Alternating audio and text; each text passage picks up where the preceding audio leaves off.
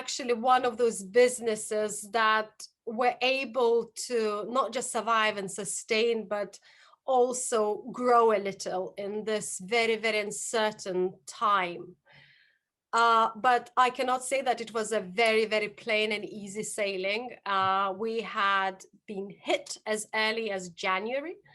The reason we have been hit so early, and as I said, we operate globally, so we had an impact from already the close down of Chinese market that started in January, February, and all our clients have been impacted, and they had to change, they had to slightly adjust the operation. Of course, it impacted us during that adjustment. And of course, as soon as they went a little bit over this situation of lockdown and started opening up, then we had a situation developing in Europe and then later the United States.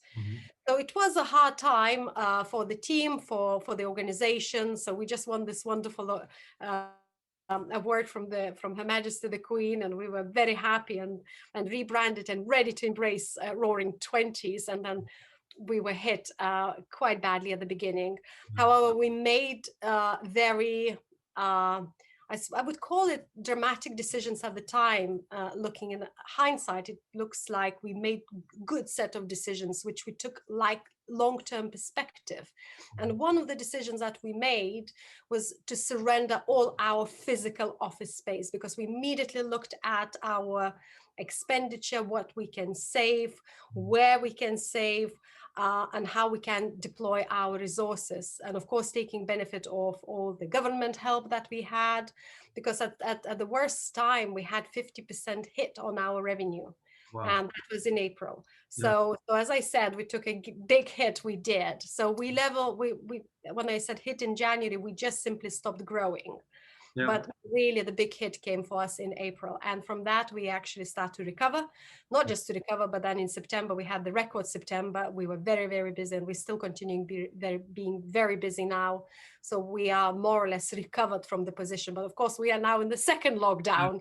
Yeah. Of course, things started to slow down, but we're not expecting anything what happened to the business in April.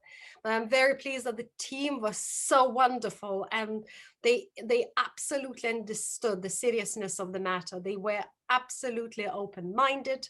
They definitely embraced the challenge, and they worked very, very hard to make sure that we continue growing as a business once this is all over, because there was a lot of work to be done as well, because we have to prepare for the future as well. It's not just about sitting still. The world never sits still, and we have to be prepared.